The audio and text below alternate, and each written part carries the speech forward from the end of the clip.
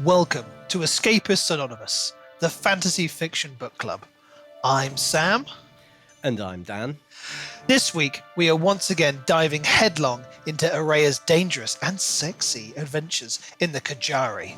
The vampire city of Sauvrenage is on the brink of collapse as Vincent reveals himself ever more to be the brutal dictator we all suspected he might be. But more importantly, Oraya and Raihn's relationship is getting spicy as the challenges they face bring them closer together, both emotionally and physically. Please feel free to change into something more comfortable. Make yourself a stiff drink, as both Dan and I try to tackle the mighty girth of chapters 26 to 41 of Carissa Broadbent's The Serpent and the Wings of Night.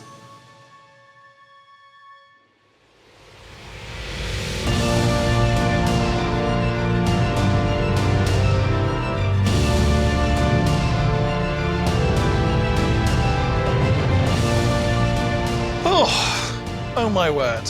I've only just finished reading this and I have not fully recovered from the events that have just passed in front of my eyes. It was pretty full on. I've enjoyed it a lot. So, you know, it's ticked a lot of boxes for me so far. I've got lots of strong views, I think, about this. I have some strong and I think largely positive views. And I think this book is clearly in the romantasy genre, and we've touched upon some of those before.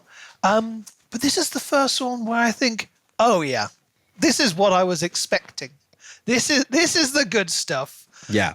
You know, and I know I've spent most episodes since we've read The Foxglove King occasionally mentioning the problems with that book. But this was what I wanted. That's what this didn't give me. Yeah. You know? Just a bit more magnificent length is all you need. Oh, that length. Deeply uncomfortable reading that. My sort of middle-class English sensibilities just challenged for like almost, I don't know, it felt like a whole chapter. It was probably only a few pages, but I was sweating. It's just like, you're just like, no one walk into the room right now because... Yeah, what am I reading? The Financial Times. Yeah. It's like closing your laptop really quickly. Dead giveaway. And of course, you're listening to this on audiobook, so you're just sitting there going, "Oh my word! My speakers are definitely, the headphones are plugged in, are they?" Yeah, I just didn't know where to look, to be quite honest. Just shut your eyes. Yeah. But for those of people who need a bit of a catch up, let's get into the recap of where we've been so far, and maybe we can find out why we're talking about the way we're talking about it. Yeah. So it's been a long old section, so let's try and rattle through what's happened. So, after the attack on Sauvrenage and the Moon Palace, survivors return to the palace. 4 contestants are dead, and other injured contestants, including Misha, put in requests to Nyaxia via the Ministère to withdraw. Vincent's head of security, Jasmine, comes to the Moon Palace to take away any vampires who may be considered enemies of Hiage, including Raihn. Before leaving, Jasmine delivers the message that injured contestants will not be allowed to withdraw. Misha, semi-conscious, mutters about someone who didn't respond to her when called. Oraya gives Misha her healing potion. Oraya meets Vincent, who says that the attack on the city is an opportunity to finally wipe out the Rishon vampires. He won't help her to get Misha out of the Kajari, but he says that he won't break Raihn. Oraya visits the Ministère instead and lets him drink her blood in return for Misha's release from the tournament. Soon after, Raihn returns to the Moon Palace, having been badly tortured. Oraya helps him heal, and they share a very intimate moment. They say goodbye to Misha before being summoned for the Half Moon trial, where to begin, they drink a dark red liquid. In the Half Moon trial, where they know there will be an element of teamwork, Oraya and Raihn awaken in separate pitch black cells and can now hear each other's thoughts. Once out of the cells, they fight monsters and beasts as they work their way towards the exit in the centre of the arena, but Raihn's injuries will cause Oraya pain, and vice versa. Oraya is thrown into a horde of monsters, and just as death seems certain, she unleashes her magic to survive, to the amazement of other competitors and the watching crowd, and she escapes with Raihn. In the interlude, a young girl has sex with her vampire lover, who becomes rabid with bloodlust. She escapes by hitting him with a candelabra and runs to her father, the vampire king, who comforts her. Back in the Moon Palace, survivors prepare for a feast. Oraya, dressed provocatively, dances with Vincent and feels conflicted, still angry about Rain's torture, but mollified by his praise of her performance in the Half Moon trial. Outside, she encounters the smoking man from earlier in the book again, who turns out to be a blood-born vampire prince. He mysteriously calls her Nessanine.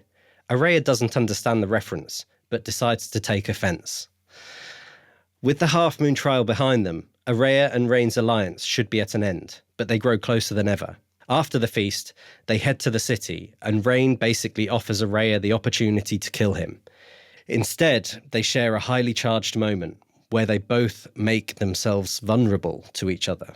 Thereafter, they continue to live together in the Moon Palace, with the sexual tension building. Oraya accompanies Rain to visit Misha. They fly to a remote house where they meet Carissa and Cadora, who are wary of Oraya. Oraya overhears them discussing Vincent's actions in the Rishon region. After that, all contestants are locked in the Moon Palace for weeks without any food.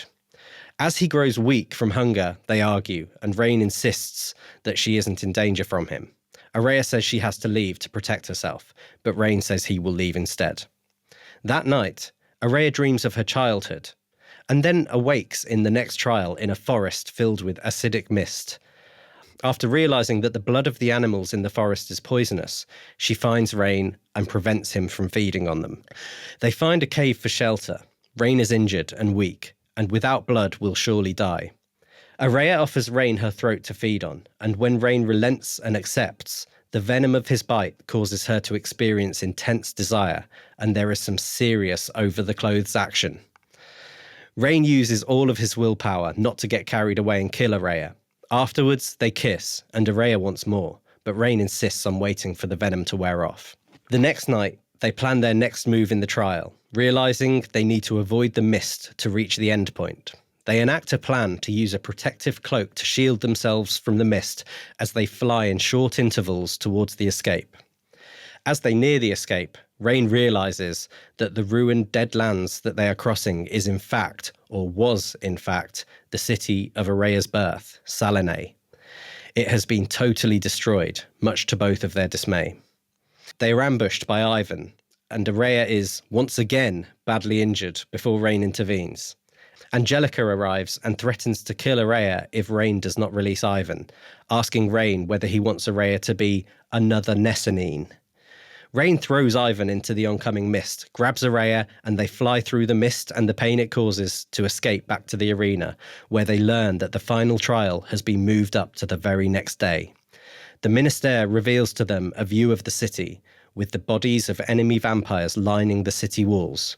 It seems the outside world has moved on during their incarceration in the Moon Palace. Oof. Oof, but oof. So we had a lot going on really in that section. Some sexy stuff, some trial tournament stuff. Oof.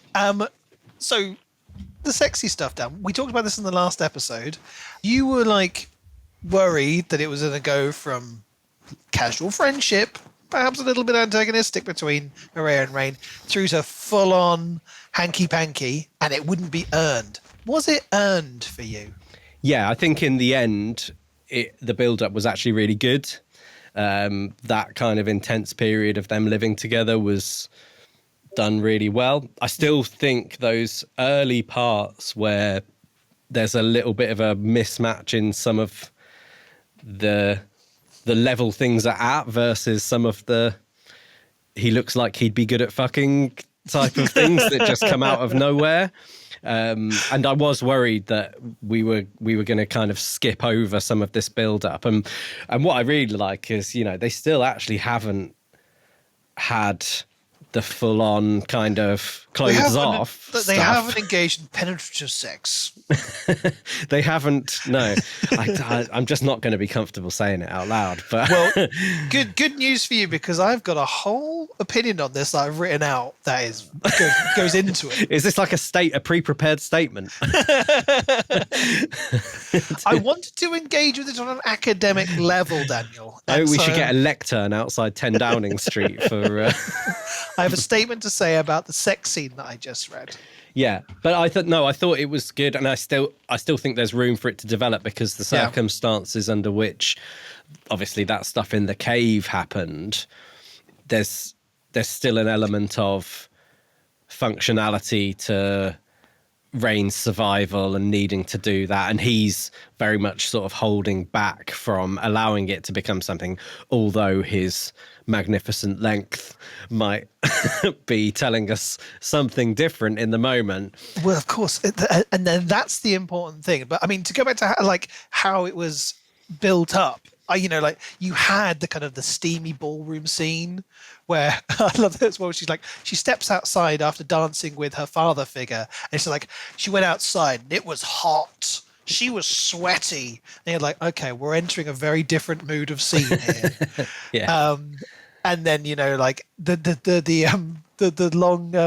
long grown muscle flesh down to his sternum. That's just when he's drinking a beer. Okay. I thought you pulled that straight out from the sort of over the clothes sex scene. No.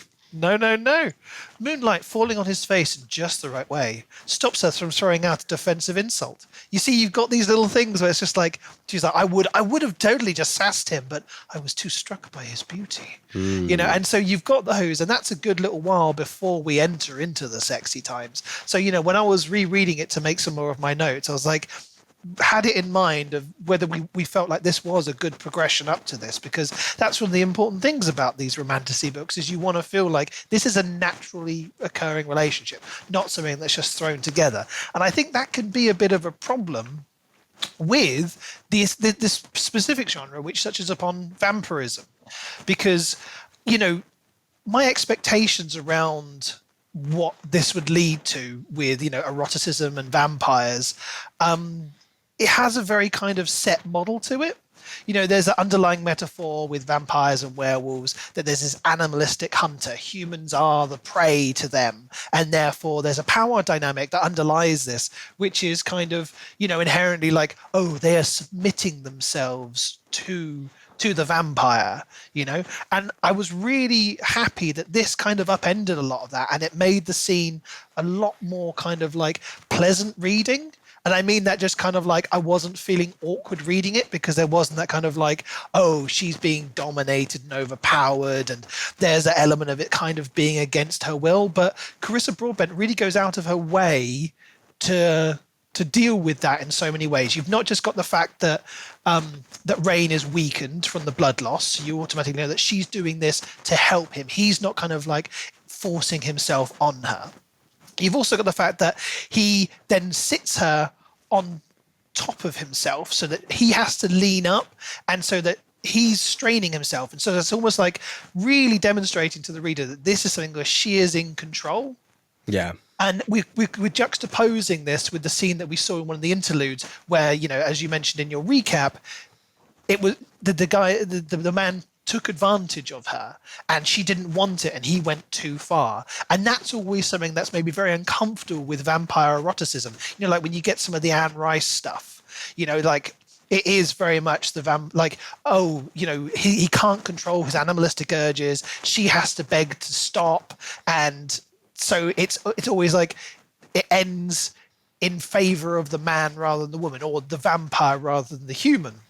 And I think that's an interesting. And obviously, we haven't done loads of romantasy, and the other kind of romantasy book that we had was actually really, really lacking this sort of element of it. But from what I see from lots of people on, Bookstagram or BookTok or wherever you are on social media, there's a big thing about the idea of like morally grey men, whether they're vampires or, fae princes or Other whatever. powerful supernatural beings. And I wonder actually whether the trope within the genre is for exactly what you're saying, like it just becomes this like power dominance thing. I mean, without even having read much of this, I know this from other popular culture stuff. You see it in Buffy the Vampire Slayer.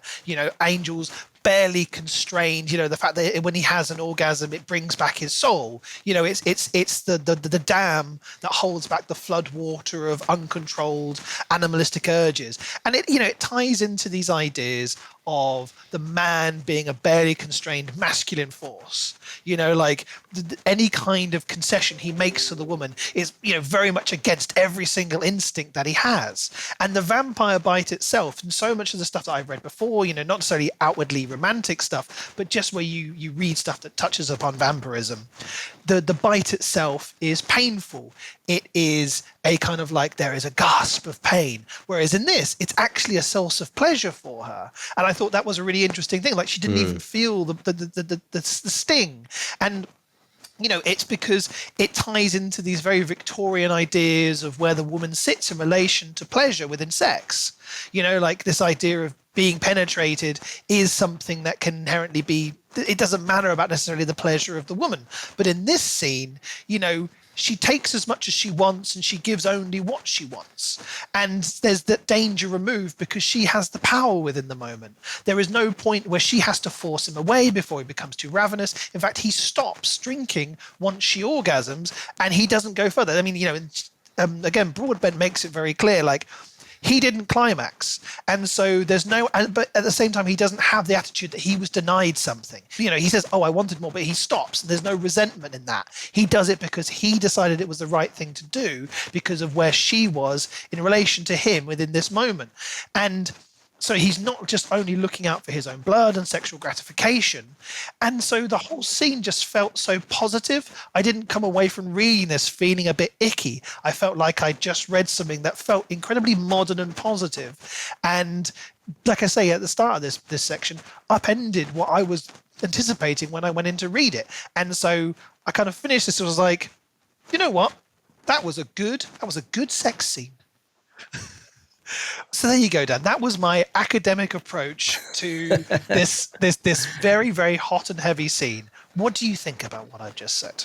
So I think that the interesting thing, and I go back to sort of what I hear across the genre, and I'm aware that social media will only ever give me a snapshot and feed into some kind of algorithmic interpretation of what it should show me, but the core audience for this romantasy genre is probably not you or me or what are you talking about? Other men, maybe. I don't want to get into trouble for this, so I'm happy. I'm happy to be told. As a man, I very much enjoyed reading this. Thank you very much. Well, I've enjoyed it as well, but I wonder whether the fact that Raihn is so moral and so kind of lacking in taking control, I'd be really interested to kind of hear people who are fans of the genre's take, and the ACOTAR stuff and the Fourth Wing stuff, where it's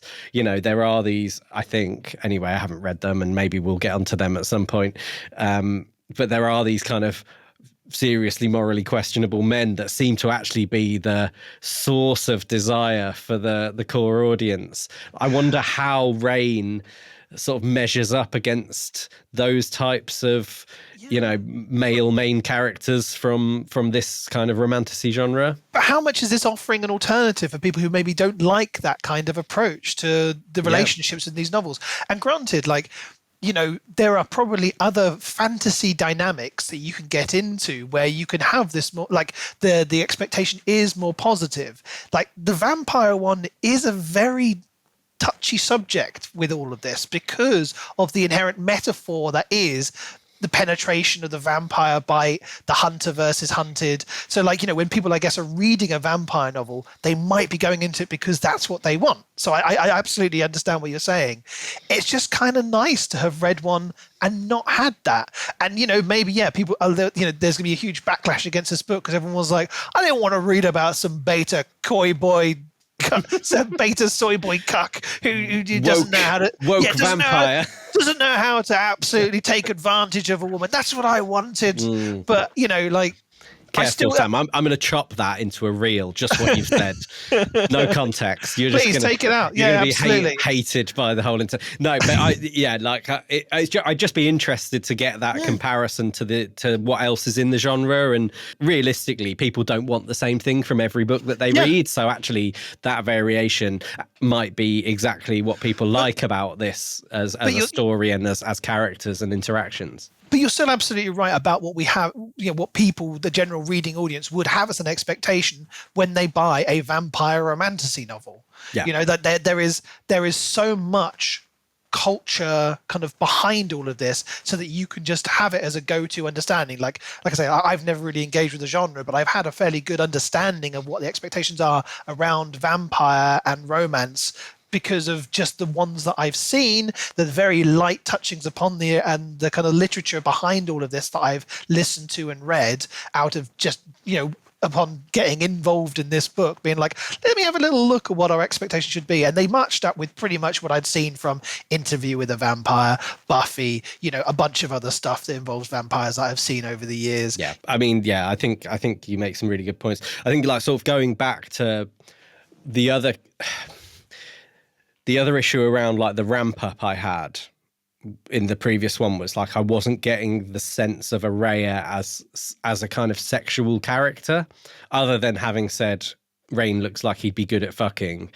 She hadn't sort of considered herself really as this kind of sort of sexual being. And I think something kind of changes, I think, in that section after the Half Moon trial. And I think it's where she's had a bath and all her clothes get taken away and she gets given this one option of this one dress to wear. She's put in this situation where obviously she has to wear something that she in no other circumstance would wear. But I think in that moment where she's getting changed into the clothes, there's this awareness of her own body that I don't think we'd had prior to that, where she's she walks around her room naked for a little while, and it kind of makes a point of saying that. I was like, ooh. But I think when she puts on the dress, she sort of acknowledges the way it kind of hangs on her body and the shape of her body and all of this stuff. And we haven't had anything like that previously. She's grown up wearing armor in public. She's always had to wear be on her guard at all times. She can Vincent comments the fact that this is something she would never wear. He's clearly brought her up to be you wear the most protective, efficient gear that you can at all times, because you never know when one of these vampires might lose control and have a go at you. Yeah. So it is her exploring herself, and Raihn is that option, especially if you think back to those interludes where, I mean, I know in your recap you still kind of kept it as, is this Oraya or is this not? But I think it's more likely to be Oraya again rather than necessarily her parents, like we suspected it might have been. But she's traumatized. Her one sexual experience with this previous vampire ended up in a sexual assault. Yeah. Where she was on the brink of death from having her blood drained. So of course she's going to have negative associations with any kind of sensualness in her own physicality. Yeah. I'll make one note of something that really made me laugh, and I don't know whether you picked this up, but where she's where Vincent's at the feast and he sort of pulls her aside for a slow dance. It kind of alludes to some weird orgy thing going on the dance floor. And I'm just imagining this nightclub thing going on with vampires just all doing each other everything. And then Vincent and Oraya just slow dancing. Awkward daddy-daughter dancing. I'm who is the most inappropriate there? I think it's Oraya and Vincent. I didn't see kind of Blade club style stuff. What I thought was kind of polite quartet playing in the corner with just moans over the top. Whoa. And they'd be yep, been hired to play at this ball again. This is awkward. Yeah. So that cracked me up. That scene with Vincent, though, that was kind of very much a change of the relationship between Oraya and him. You know, when she first arrives and he has this stony face that she barely recognizes, there's that emotional pulling away from Vincent as he's engaging more with the crisis that's going on. I also think as well, it's really hard to gauge whether he's completely messing up this political crisis by just being really heavy-handed. Like, you know, I thought he was like a canny operator, but his response has been, I think we should just kill everyone. Do we think killing everyone's the right thing? I mean, I've killed everyone who said no to me over the last 200 years, so I'll go with my opinion. Let's kill everyone. Can we nuke a few cities with Asteris as well, please? Thank you. Yeah. And like, does he think he's doing a good job? Like, it is strange. Although you say about like that emotionally pulling away thing, I feel like there was, in some ways, there was more emotion stuff because he really lays on thick that like he's super proud of her. And obviously there's a lot of the manipulation stuff that we talked about before where, you know, how much of that is like genuine, how much of it is tool with which he controls. For me, it's that like this, you're seeing him in full barrel emotional manipulation. And he's even verging, like he doesn't actually say it. He doesn't say, I love you. He stops short of saying, I love you.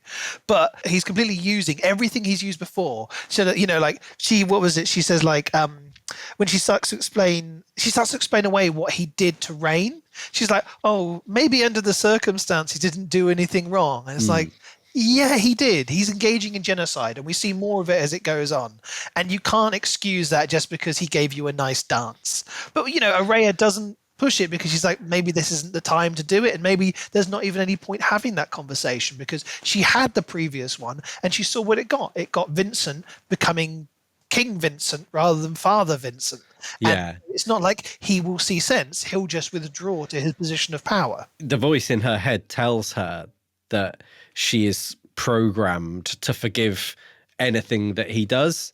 And so there is a rational voice there going on in the back of her head, and she knows that trying to berate him for whatever happened to Raihn whilst he was, you know, being interrogated isn't an avenue that's going to lead to anything productive or constructive. So I guess she decides not to, but it's still there in terms of her letting him off, and kind of she still is like trying to enjoy the moment with him. She still seeks his approval. She still absolutely revels in the fact that he says he's proud of her and that she's like the greatest thing that he's ever done. Yeah.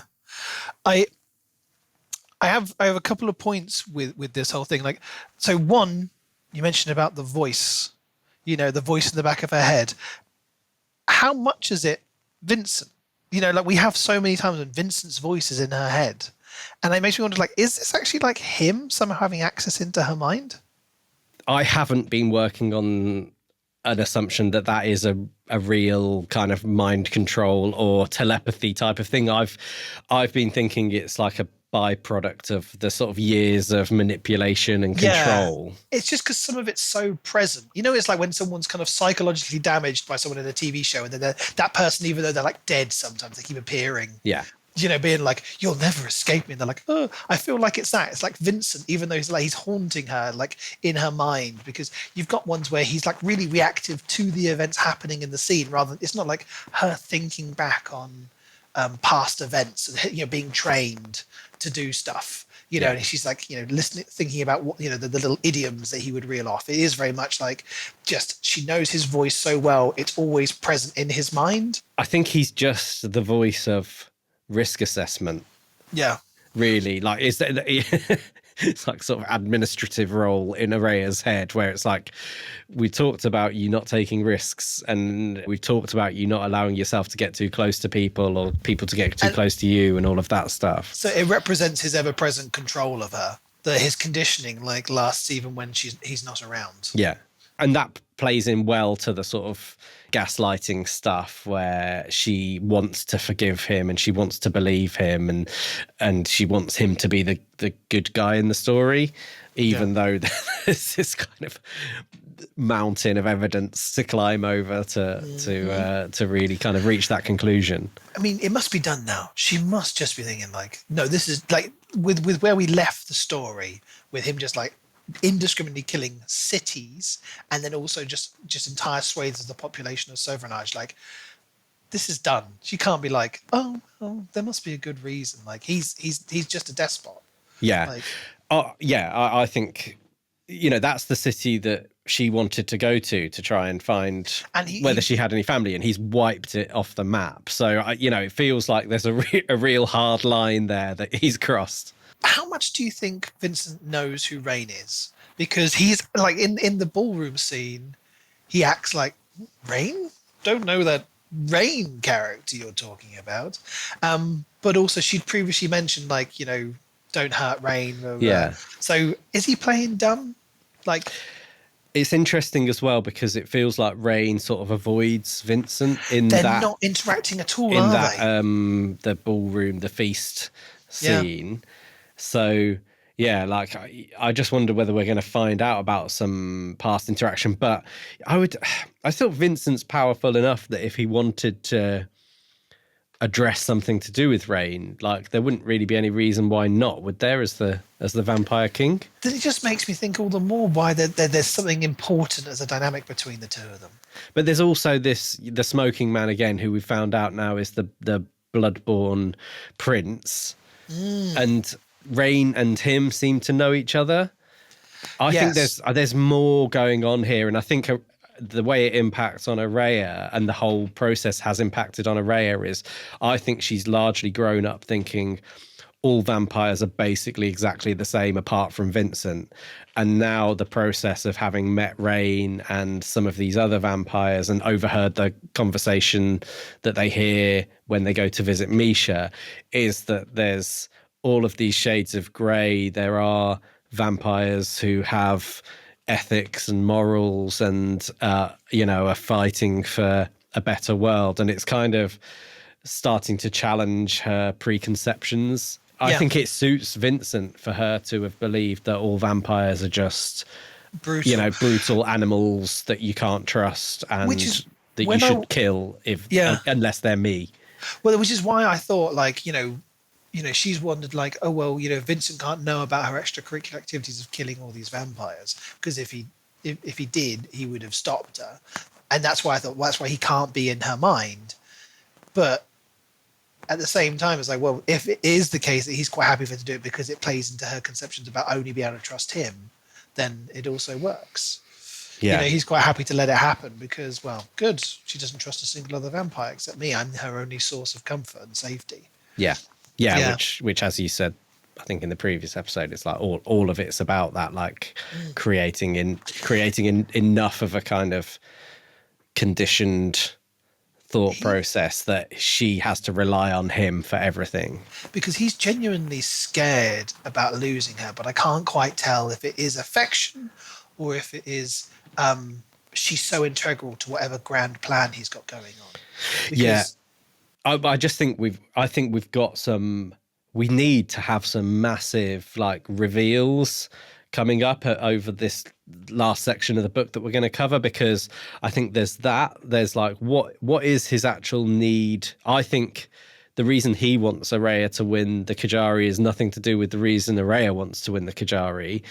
I think I'd be disappointed if his whole thing about wiping out the Rishon vampire population is just literally being like a lunatic despot dictator. I want there to be a more kind of underlying complex thing that he's working towards that kind of provides lots of opportunities for rebellion, and there to be lots of shades of grey in that kind of whole story with all the characters that might be involved with.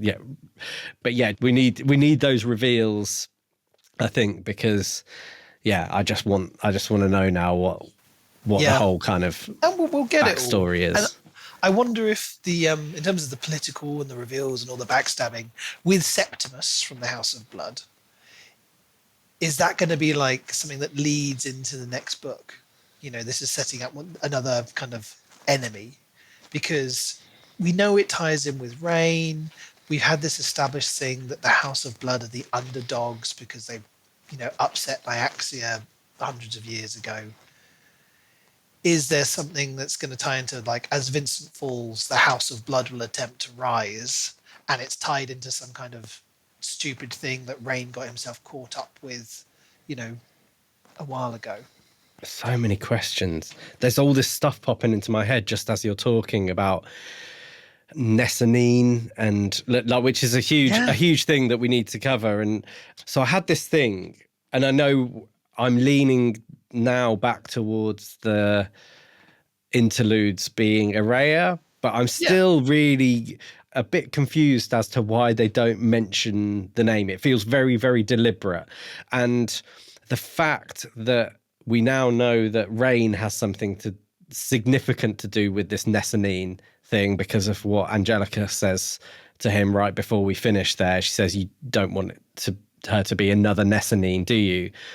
I had this theory when I was doing the interlude section. I was like, what if it's not Araya's mother, but what if Vincent does this with humans over the course of 200 or 300 years? He has, because they say like his pet human. Like, what if he has a pet human, over and over again, and one in the past has been Nessanine, and Raihn has somehow become involved with her.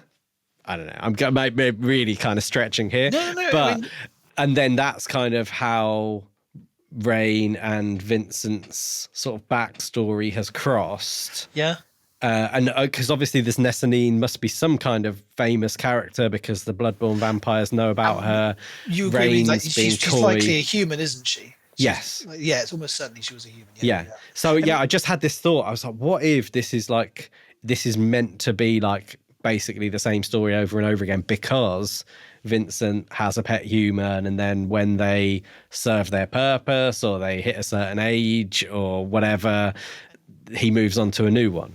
In that interlude as well, at the end of that, where it's like, and the king, he made a decision there and then, not that she would know or whatever it was. Like, what is that decision? Is that to do with how he would treat the human who he has, like Oraya, or whether even Nessanine, or is this his opinion towards Rishans, if it was a Rishan vampire who did this, or like, I mean, because I know, like, in the interludes, the decision has already been made that she would join the Kajari in a previous one because, she wants the power and all that stuff. So it doesn't feel like it's that decision.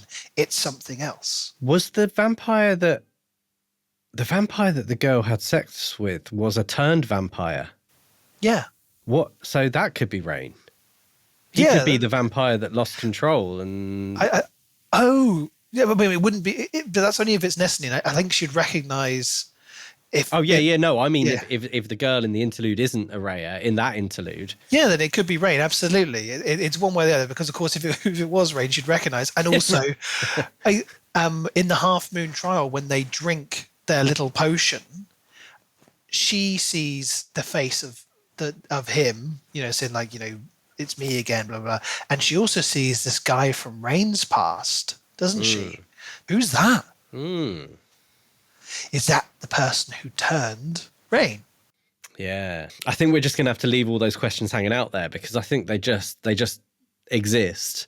We've got a whole 150 pages left and one trial, which is the next day. And I think this actually comes on to the point that I want to make about this book and the Kajari's role within it. And it's my main criticism of the whole book is that I don't think the Kajari has been like very good in terms of the trials.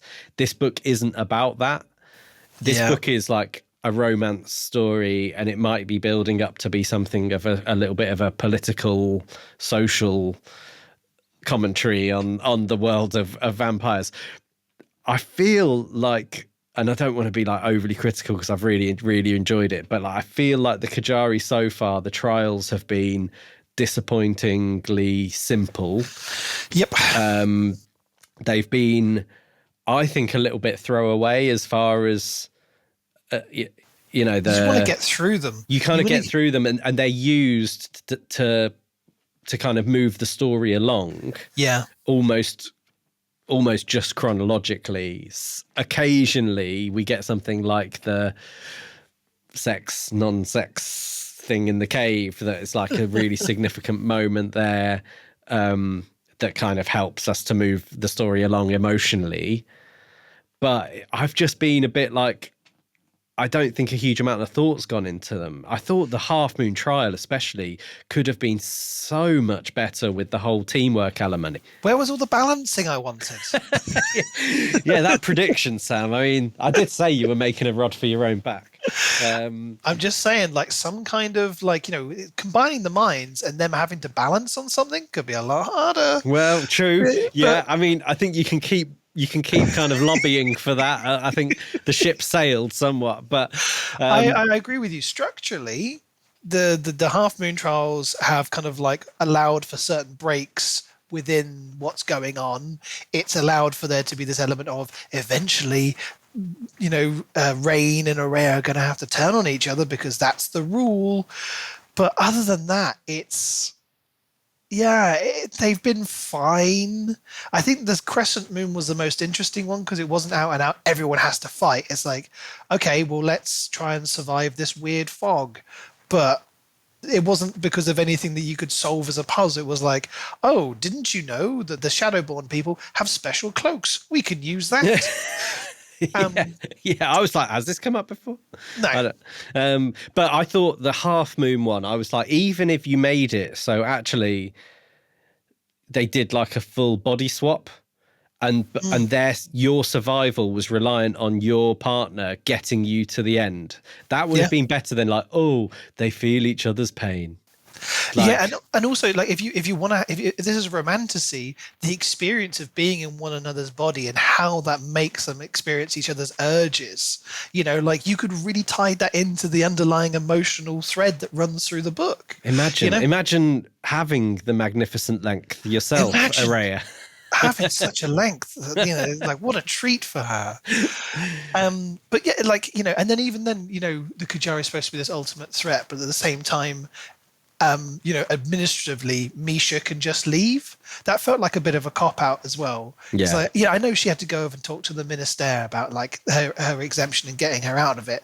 But the fact that there was already a mechanic within it to be like, and of course, this is a fight to the death. No one exits unless you make a petition in writing, in blood, to the minister, and then maybe you'll get out. It's like, no, there should be no get-outs. But it does serve a little bit of a purpose to say, actually, this whole idea that it's holy tournament and once you're in is actually all bollocks, because it is just like people manipulating religion in the way that we think happens in the real world in order to kind of serve their own purposes. And actually, you know, it's more about who you know rather than what we've you know. Also got to the point where we know that it's going to come down pretty much to Raihn and Oraya, and everyone else who's been in the tournament is really immaterial. Like, Ivan got introduced just before the Half Moon trial purely to be a red shirt who's going to get killed off at some point because they were running out of other names. All you've got really left in it is, what, Angelica and Ibrahim? Did Angelica make it out of the last one? Yeah, she did. Pretty sure. I think she was... I assume she did, but Ivan's dead. So I don't remember hearing her coming through the archway at the end. So I'd worked on the assumption that it was the three of them left. Maybe at the start of the next chapter we'll be caught up. Yeah, so we've got 150 or so pages left. Like, what do you think we're heading towards? I've done this again. I've given you the opportunity to go first. I'm going to be go first. I'm going to be left with crackpot theories. No, I like my crackpot theories. You go first. All right. Will Vincent have been deposed? Yes, I think Vincent will have been deposed. I think that's one of the predictions I'm going to keep sticking with. Will we find more about Raihn's backstory? I think we will know a lot more about Raihn's backstory, who he was, maybe who that figure was, and how he got turned. I don't think we'll know more about Oraya's guy until the next book, but the fact that he appeared in that at the start of the Half Moon trial and has been such a feature of the interludes, I think we'll know more about him in the second book. That's not going to happen straight away, but I don't know how the Kujari is going to end other than they just break the rules. You know, I don't think Raihn's going to die. I don't think Oraya's going to die. unless they do one of those kind of like end of first season of Buffy things, being like, Oraya died for a moment, and so technically Raihn wins and it's all fine, or something like that, and then her magic brings her back. Okay, on the Kajari, I think one of them wins and the other one dies, and they use their boon from Nyaxia to bring the other one back to life. Okay, no, you're absolutely right. Araya's going to win, and rather than make herself a vampire, she'll bring Raihn back to life. As a human. Ooh, yeah. That's the kind of loose, kind of slight stretch thinking that Dan, I've got. I think you've done it. I like a crackpot theory. Like It's not crackpot. I think that you're on the money. So there's the Kajari wrapped up. Poor old Ibrahim will, Who cares? but we'll do our, shrug shoulders and be like, well, he was never going to win, was he? Really, the amount of attention that he'd had in the whole book wasn't What if he's indicative. the Neville Longbottom of this story? Yeah. True. He could be the dark horse that we should have bet on all along. I think Vincent will not be deposed because I think we need a little bit of a reckoning between Oraya and Raihn and Vincent, and like her being put in that position where she's sort of forced to choose sides. And I think if Vincent's deposed, it makes that whole dynamic a little bit easy to conclude. House of Blood on the rise by the end of this book. There's this guy, what was his name? The Prince Septimus. Yeah, I mean, we haven't had loads of him, but that's why I think he's going to be the threat of the next book. Yeah. I feel like we're going to wrap up the Kajari really quickly, and then we're going to really get stuck into what the there'll be a follow lot on post Kajari. Yeah, and the whether that's focused on the romance or whether that's focused on your sort of Hunger Games style rebellion, picking sides in the war, that type of thing. I don't know, but I'm excited to find out. Like, despite my criticisms of the Kajari, this is an easy book to pick up and carry on reading. Definitely. But the thing with the Kajari is, as well as the rounds themselves aren't so great, the actual prize itself is the interesting thing about it, to know what Oraya is going to do when she almost inevitably wins. So yeah, that's where we're at. Yeah, and I'd love to hear what everyone else thinks. Yeah, this book's like sort of hot topic. I see it across social media. I'm sure there's lots of people with lots of opinions on this, and yeah, get in touch if you're watching with us on YouTube and you want to throw something down in the comments, or if you want to find us on Instagram or TikTok or Facebook, just search at Escapists Anonymous Pod and leave us either a message or a comment on one of the posts, and we'll delve into your opinions. And if you're really into this romantasy genre, I'd really be interested to hear how this sort of stacks up against other very big titles in the genre. Yeah, especially as vampire-based ones. I want to know what people thought about my opinions on this, whether they think this is a good example of it or whether it's disappointing because of what it does with the scenes. Yeah.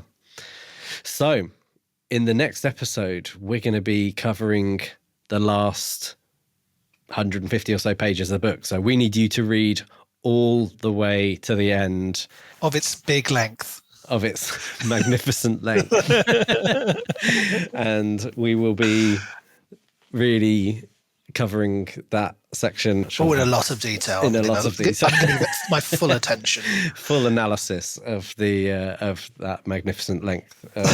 So before we go too far down that rabbit hole of sexual double entendre. I think we've been quite good with avoiding too many innuendos. It's we've been very restrained. Yeah, so read all the way to the end and we will pick up and have a full overview of what we thought of it in 2 weeks' time. And all that's left to say is goodbye from me. And goodbye from me.